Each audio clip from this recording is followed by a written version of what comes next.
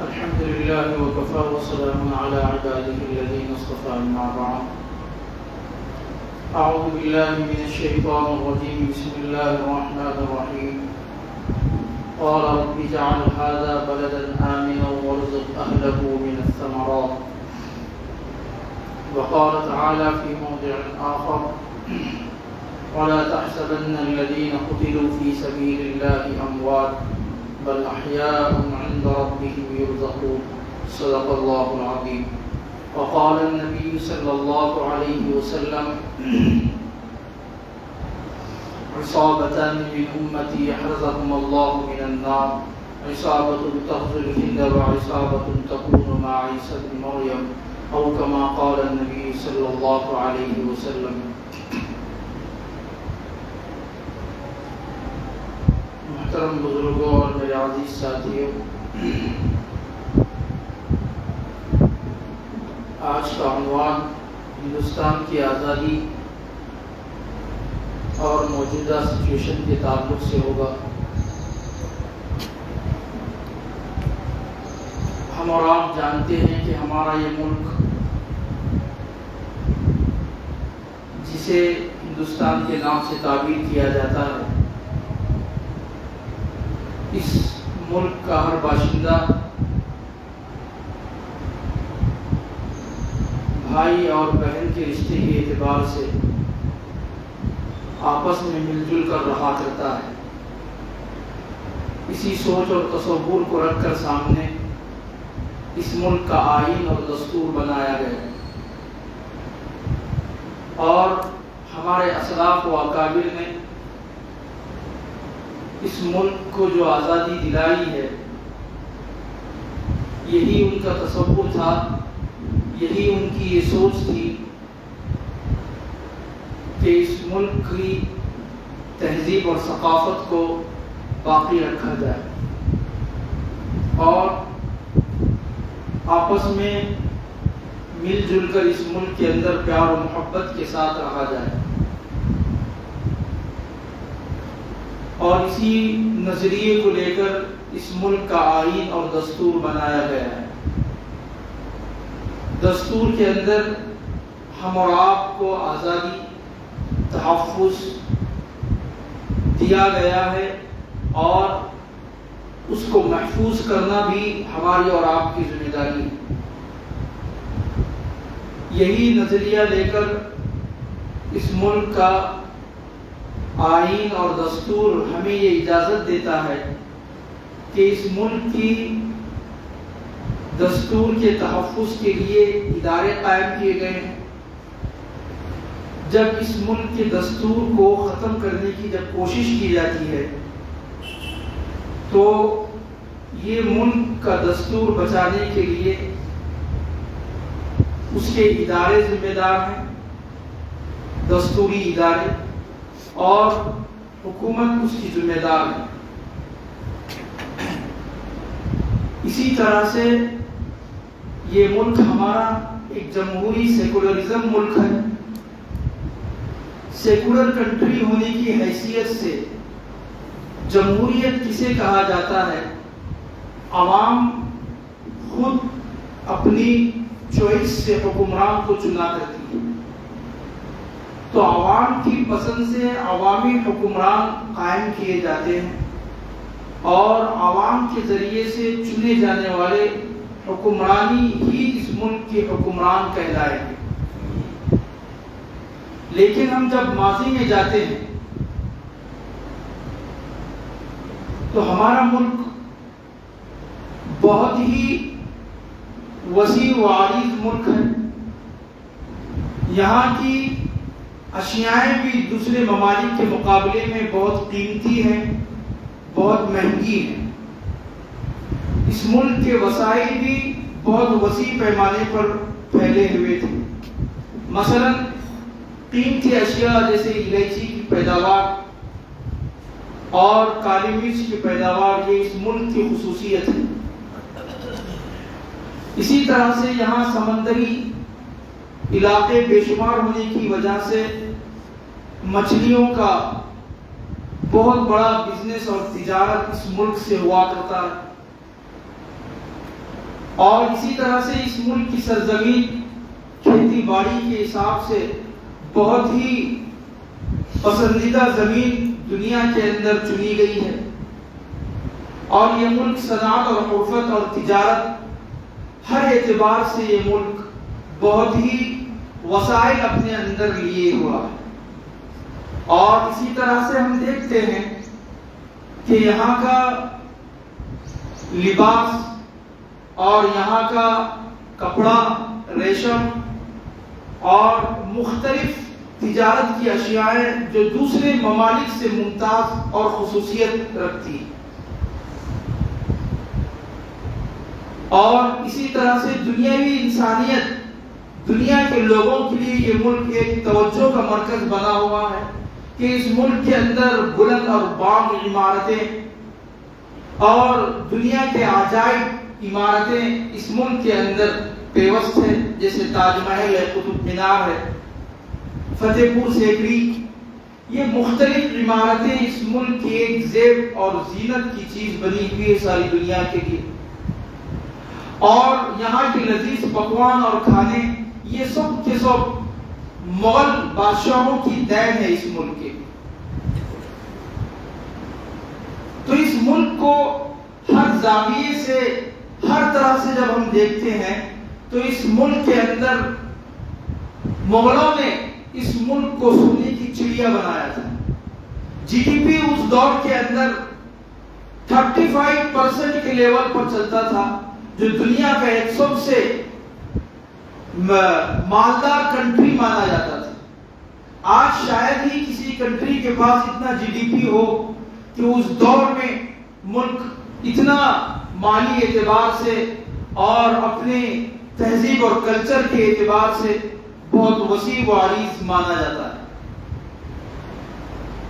تو یہ ہمارا ماضی کا ہندوستان تھا۔ ہم آج دیکھتے ہیں کہ اس ملک کی آزادی کے بعد یہی وجہ ہے کہ یہ ملک ایک دستور اور آئین کے تحت چلتا ہے۔ یہاں کسی انسانیت اور کسی تہذیب اور کلچر کا یہاں دباؤ نہیں چل سکتا، اس لیے کہ یہاں اس ملک کے اندر ہندو، مسلم، سکھ، عیسائی، دلت، او بی سی جتنے بھی طبقات ہیں، اور اسی طرح سے جتنی بھی زبانیں ہیں، جتنی بھی یہاں کلچر اور تہذیب ہیں، ان کو مٹا کر اگر کوئی یہ چاہتا ہے کہ یہ ملک تمام زبانوں کو مٹا کر ایک زبان، تمام تہذیبوں کو مٹا کر ایک تہذیب پر اگر لانا چاہتا ہے تو یہ اس ملک کا غدار کہلائے گا۔ اس مختلف اختلاف ہی کے اندر اتحاد کو رکھ کر یہ آئین اور دستور اس ملک کا بنایا گیا ہے، لیکن آج ہم دیکھتے ہیں کہ موجودہ حالات کے اندر اس ملک کے ثقافتی، تمدنی، تہذیبی اعتبار سے جب ملک کا گہرائی سے ہم جائزہ لیتے ہیں تو یہ 2014 سے Modi B J P government جو آ کر بیٹھی ہے اس ملک کے تخت و تاج پر، یہ لمحہ فکریہ ہے اس ملک کے لیے۔ جب ہم دیکھتے ہیں کہ یہاں دستور میں کچھ خلل اندازیاں کر یہی پلے اور پھولے فاشسٹ طاقتیں آر ایس ایس اور بی جے پی آج وہ اس ملک کے تخت و تاج پر بیٹھی ہوئی۔ جب ہم دیکھتے ہیں اس ملک کی ترقی تو ملک کی ماضی کے بعد جنگ آزادی کا ایک باب آتا ہے۔ تو جنگ آزادی کے اندر یہاں پر 1772 میں شاہ عبدالعزیز محدث دہلوی رحمۃ اللہ علیہ نے اور ان کے رفقا نے اور بادشاہوں میں سراج الدولہ نے اور حضرت ٹیپو سلطان شہید رحمۃ اللہ علیہ نے جو محنتیں اور کاوشیں اور جدوجہد کی ہیں، ان محنتوں اور کاوشوں کو جب ہم دیکھتے ہیں تو انگنت واقعات تاریخ میں ملتے ہیں۔ مثال لے لو حضرت ٹیپو سلطان سلطان شہید رحمۃ اللہ علیہ کی، جن کی والد محترم نے انہیں بچپن میں ہر تعلیم سے آگاہ کرایا، چاہے وہ سنسکرت ہو، عربی ہو، فارسی ہو، اردو ہو، کنڑ ہو، ان تمام لینگویجوں پر عبور کرایا، اور جسمانی اعتبار سے بھی انہیں تیار کیا، اور جنگی حالات سے انہیں آزمایا گیا، اور اپنے حیات کے اندر اپنے بیٹے ٹیپو سلطان کو جنگوں کا سپہ سالار بنایا گیا، تاکہ کرناٹک کی بقا ہو اور اس ملک کا تحفظ ہو، اور انگریزوں سے دو بدو ہوئے۔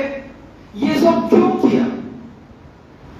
اس وجہ سے کہ آگے چل کر اس ملک کو اگر حکمراں ملے تو ایسے جانباز، دلیر، تعلیم یافتہ، ایجوکیشن کے اندر مہارت، تمام تہذیبوں اور کلچروں کو لے کر اس ملک کی نیا کو آگے لے کر چلنے والا ایسا بادشاہ وہ ٹیپو سلطان شہید رحمۃ اللہ علیہ تھے، جنہی کی سلطنت کے اندر مسلم، سکھ، عیسائی، دلت، راجپوت، اوبیسی، جتنے بھی بیکورڈ طبقات تھے ان تمام کے درمیان برابری کے حقوق ادا کیے جاتے تھے۔ میں تو ایک مثال دے رہا ہوں ٹیپو سلطان کی، یہاں پر مغلیہ بادشاہوں نے بھی یہی کام انجام دیا، یہاں بڑے بڑے کالج اور یونیورسٹیز بنائے گئے، پڑھائے جاتے تھے، جہاں اسٹوڈنٹس رہائش کے ساتھ پڑھتے تھے اور تعلیم حاصل کرتے تھے، بڑے بڑے سائنٹسٹ ان کے دور میں پیدا ہوئے، بڑے بڑے انجینئرز ان کے دور میں پیدا ہوئے۔ تو یہ تھا ملک کی آزادی کے اندر حصہ لینے والا طبقہ، جنہوں نے اس ملک کو آزادی دلائی تھی اور ملک کی آزادی کے لیے نعرہ لگایا تھا۔ پھر ایک وقت وہ آیا کہ انگریز جب قدم رکھا تو اس ملک کے باشندوں کو غلام بنایا اور ذہنی اعتبار سے بھی غلام بنایا اور جسمانی اعتبار سے بھی غلام بنایا۔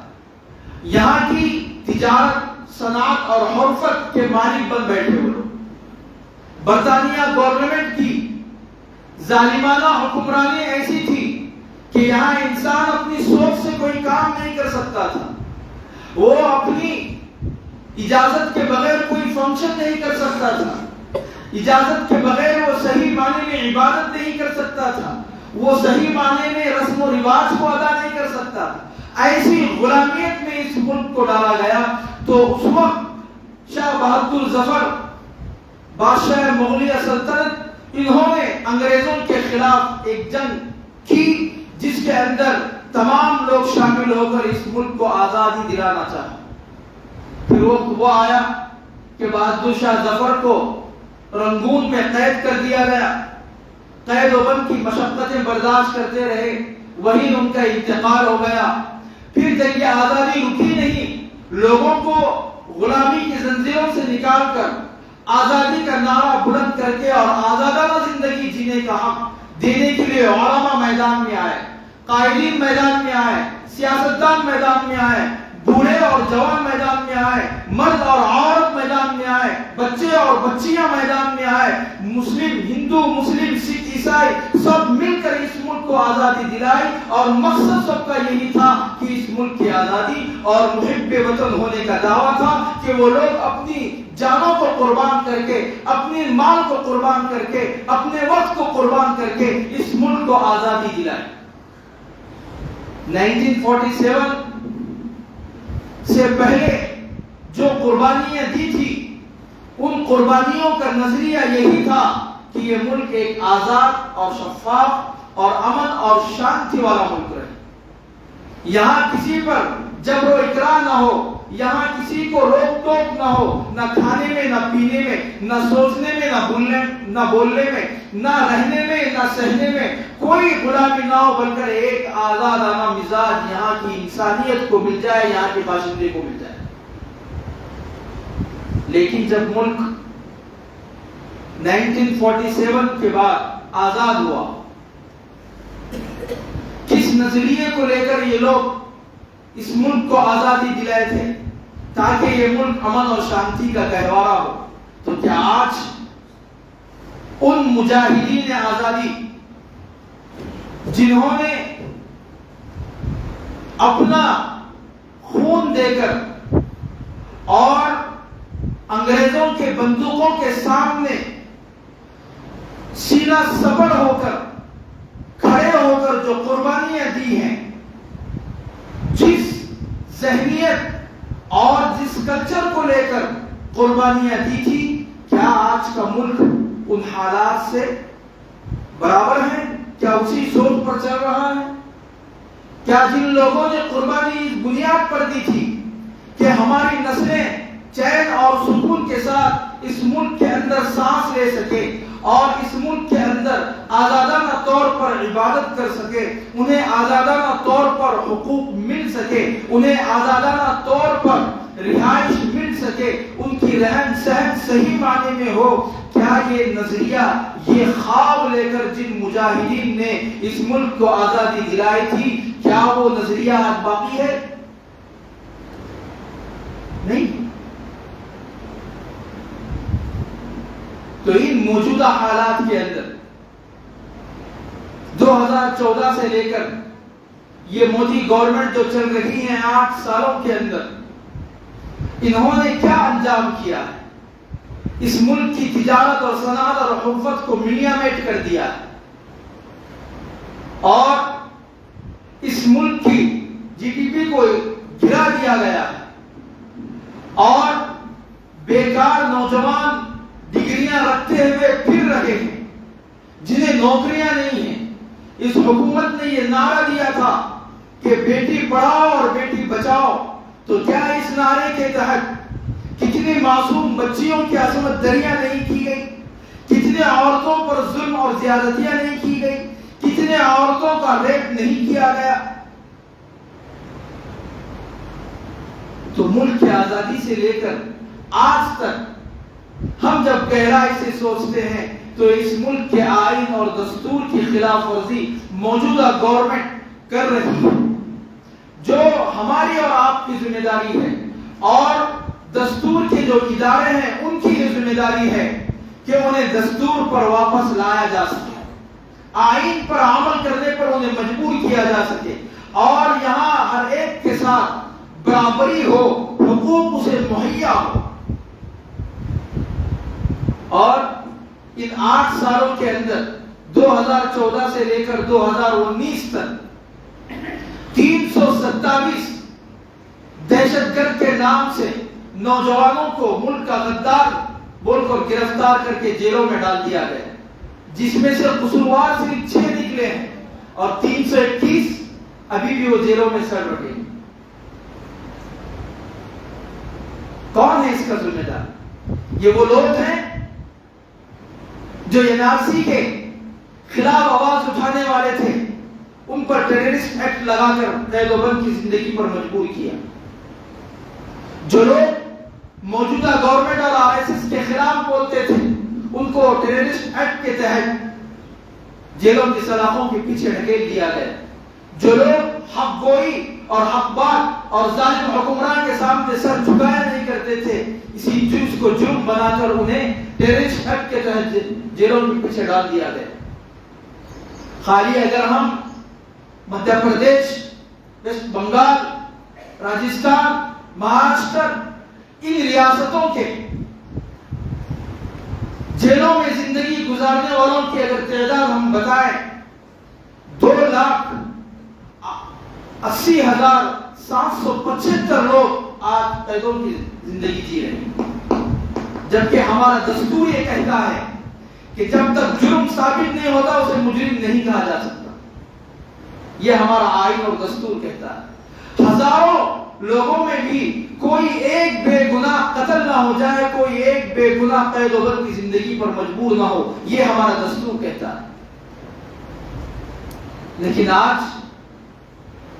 اس حکومت نے اس ملک کے نقشے کو ہی بدل کر رکھ دیا ہے۔ جہاں کھانے پینے کی آزادی پر روک لگا دی گئی، جہاں پہننے کی آزادی پر روک لگا دی گئی، جہاں بولنے کی آزادی پر روک لگا دی گئی، اب تو حالت یہ ہو گئی ہے کہ اسمبلیوں میں بیٹھ کر بولنے کے لیے بھی الفاظ گورنمنٹ کی طرف سے طے کیے جائیں۔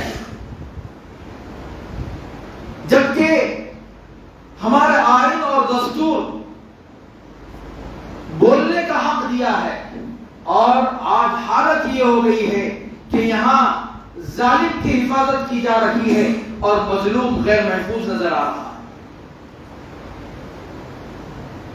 تو ایسے ان حالات کے اندر ہماری اور آپ کی یہ ذمہ داری بنتی ہے کہ اس ملک کو بچانے کے لیے اور اس ملک کے آئین اور دستور کی حفاظت کے لیے ہم اور آپ کو آگے آنا پڑے گا، انصاف کو قائم کرنا پڑے گا، برابری کے حقوق دلوانے ہوں گے، ہر ایک تہذیب اور کلچر کو اور ہر ایک باشندے کو پوری آزادی کے ساتھ اپنے اپنے مذہب پر عبادت کرنے کا اختیار دلانا، یہ ہماری اور آپ کی ذمہ داری ہے۔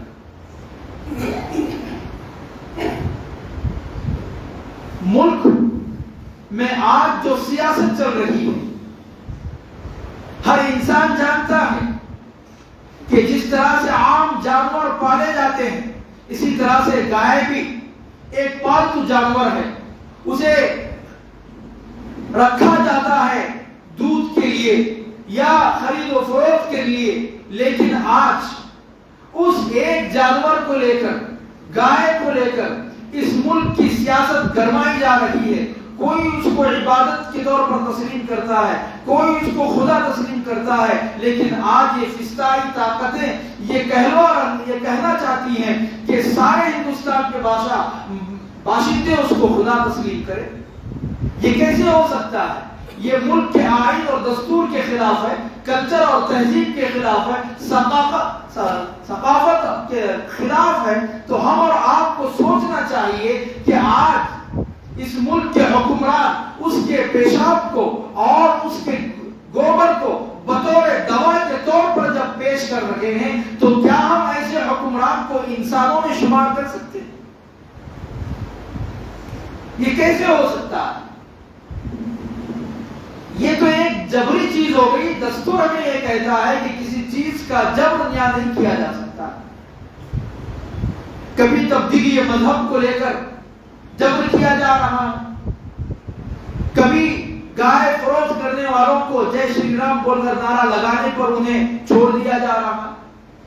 تو آج مختلف زاویوں سے اس ملک کے حالات کو بدل دیا گیا۔ آج تک مالیے کے اعتبار سے نوٹ بندی سے لے کر آج تک اس ملک کا مالیہ سسٹم ابھی تک صحیح نہیں ہوا۔ بڑے بڑے یہاں کے مالیہ ادارے جو ہیں، ریزرو بینک آف انڈیا ہے، ان تمام حضرات کے رائے اور مشورے کے بغیر یہاں پر نوٹ بندی کا اعلان کر دیا گیا۔ اس تاریخ سے لے کر آج تک مالیے کے بحران سے اس ملک کو نکالنا مشکل نظر آ رہا، کوئی پرسان حال نہیں۔ یہ ذمہ داری ہماری ہے۔ جب بھی اس ملک پر حالات آئیں، علماء اور قائدین نے اور دانشور طبقے نے وقت سے پہلے اس ملک کو حالات سے بچایا ہے اور اس کے لیے قربانیاں مختلف زاویے سے دی۔ بڑے بڑے تنظیمیں قائم کیے گئے، وہ لوگ اپنی مال کے ذریعے سے قربانی دی، اپنی جان کے ذریعے سے قربانی دی، خون کی ندیاں تک بہا دی گئی اس ملک کی آزادی کے لیے۔ اب دوبارہ ہم اور آپ کو اگر اس ملک کے اندر آزادی کے ساتھ منصفانہ طور پر امن اور شانتی کے ساتھ اگر ہم رہنا چاہتے ہیں تو پھر آج یہ ملک کی مٹی ہمیں پکار کر یہ کہہ رہی ہے کہ جس طرح سے تم نے آج سے 100 سال پہلے، 150 سال پہلے تم نے خون کے ذریعے سے میری پیاس بجھا کر اس ملک کے اندر عدل و انصاف کو قائم کیا تھا، تو دوبارہ آپ کے خون کی ضرورت ہے، دوبارہ ہمارے اور آپ کے وقت اور مال کی ضرورت ہے۔ ہم اپنے خون کی ندیاں اس زمین کو سیراب کر کے اس ملک کے اندر دوبارہ امن و شانتی اور انصاف کو قائم کر سکتے ہیں۔ یاد رکھو، یہ تاریخ ہے۔ جس زمین پر بھی جب ظلم حد سے زیادہ ہو جاتا ہے، وہ زمین انسانوں کے خون سے لبریز ہونے کے بعد یہ عدل و انصاف کو قائم کر سکتی ہے، اور اس زمین پر عدل و انصاف قائم ہو سکتا ہے۔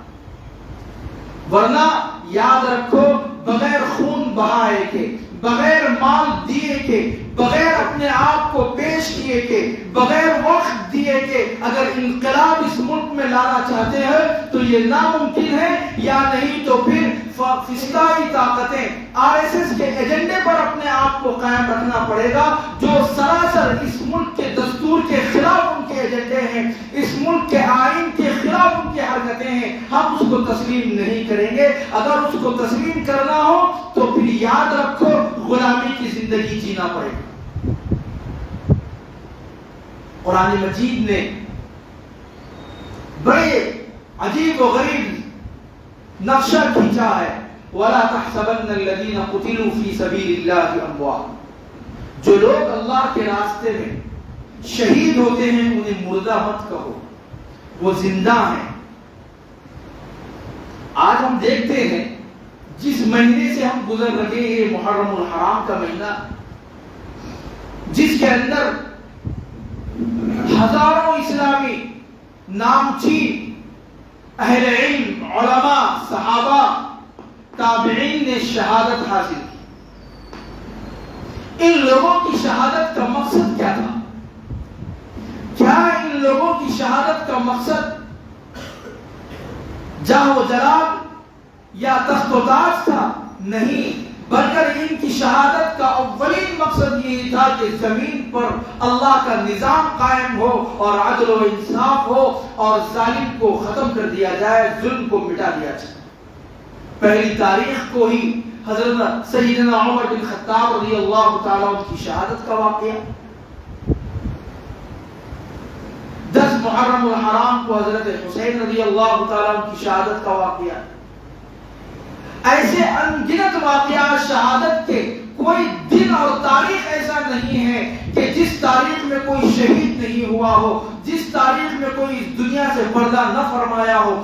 صرف اور صرف اس وجہ سے شہادت ان لوگوں کو ملی کہ ان لوگوں نے رضا الہی کے خاطر اللہ کے نظام کو زمین پر نافذ کرنا اور عدل و انصاف کو زمین پر قائم کرنا، ظلم کو مٹا کر مظلوموں کا سہارا بننا، یہ مقصد لے کر یہ لوگ دنیا میں چلے تھے۔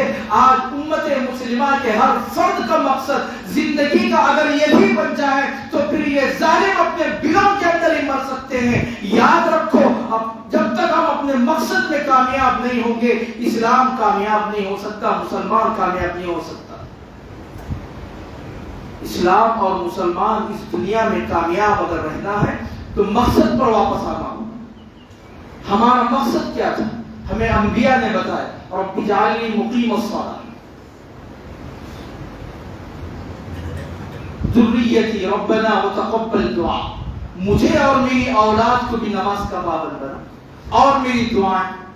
حضرت سید احمد شہید رحمۃ اللہ علیہ کے حالات میں لکھا ہے، یہ کون ہے؟ امیر المؤمنین فی الہند سید احمد شہید بریلوی رحمۃ اللہ علیہ۔ ان کے بچپن کا واقعہ بھی بڑا عجیب و غریب ہے۔ بچپن ہی سے ظلم کو برداشت نہیں کر سکتے تھے، ناانصافی کو برداشت نہیں کر سکتے تھے۔ ایک مرتبہ جھگڑا ہو گیا آپس میں محلے کے اندر، لیکن انصاف کے خلاف فیصلہ ہوا اور اس فیصلے میں یہ شامل ہونے کے لیے اپنی ماں سے اجازت لینے کے لیے آئے تو دیکھا کہ ماں نماز میں ہے۔ جب تک دائیں ماں سے بحث و مباحثہ کرتے رہے، نماز ختم ہونے کے بعد ماں نے کہا کہ بیٹا اللہ کو یاد کرو، اللہ سے غافل نہیں ہونا اور انصاف کے خاطر اپنی جان قربان کرنا، اور کبھی بھی سمجھوتا دشمن کے ساتھ نہیں کرنا، اور اگر دشمن صلح کے لیے آتا ہے تو وہ صلح کو ایکسپٹ کرنا اگر شرائط دین کے اعتبار سے وہ صلح کرتا ہے۔ یہ تھی ماؤں کی نصیحتیں، تب کہیں جا کر یہ سید احمد شہید رحمۃ اللہ علیہ بنے۔ جس وقت بالاکوٹ کی پہاڑی پر معرکۃ الاعلیٰ جنگ ہوئی تھی انگریزوں سے، اس وقت مسجد کو بند کر کے نماز پڑھ کے زار و قطار رو رو کر دعائیں مانگ کر باہر نکلے اور اپنے ساتھیوں سے، اپنے مجاہدین سے کہا کہ اسلحہ بدن پر لگاؤ، آج معرکۃ الاعلیٰ جنگ ہونے والی ہے، یا تو اسلام باقی رہے گا یا یہ انگریز اس ملک سے بھاگ جائیں گے۔ یہ نظریے تھے ہمارے اکابر و اسلاف۔ آج ہمارا کیا نظریہ ہے؟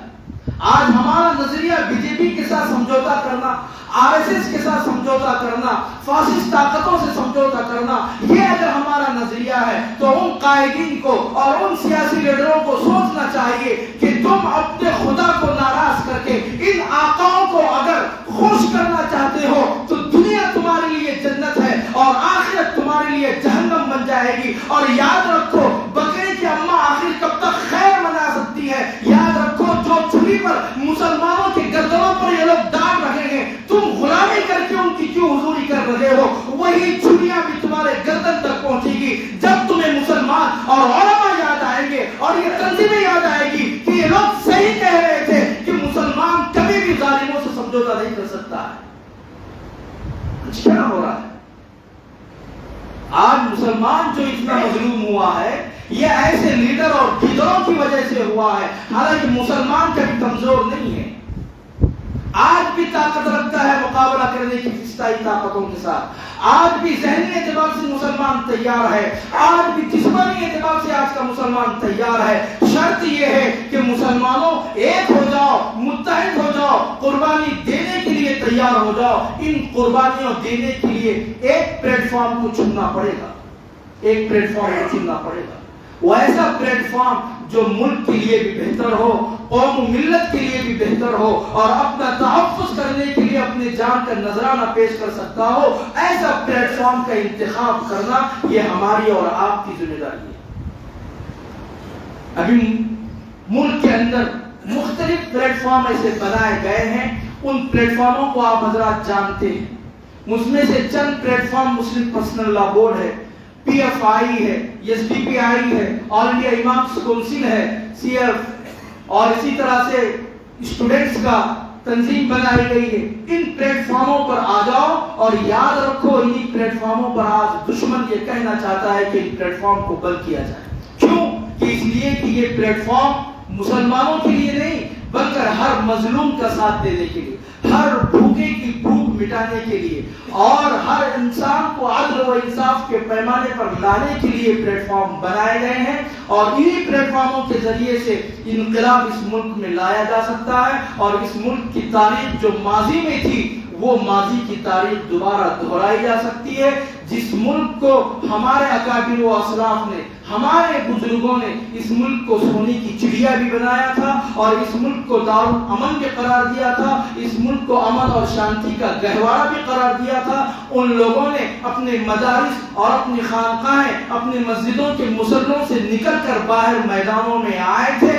آج وقت ہے ہم کو بھی آنا پڑے گا, ہم کو بھی چھوڑنا پڑے گا, اور میدان میں آ کر اس ملک کی تجدید کرنا پڑے گا. اللہ رب العالمین نے قرآن مجید کے اندر حضرت ابراہیم علیہ السلام کی دعا آپ حضرات کے سامنے قیامت تک کے لیے رکھے. قرآن مجید کے اندر قال رب اجعل ھذا بلدا آمنا, حضرت ابراہیم علیہ السلام نے دعائیں مانگی تھی کہ یا اللہ اس شہر کو امن کا گہوارہ بنا دے, واجعل لی, اور اس میرے لیے بھی اور ساری انسانیت کے لیے بھی, اور پھل اور ثمرات اور میوات سے اس شہر کو بھر دے.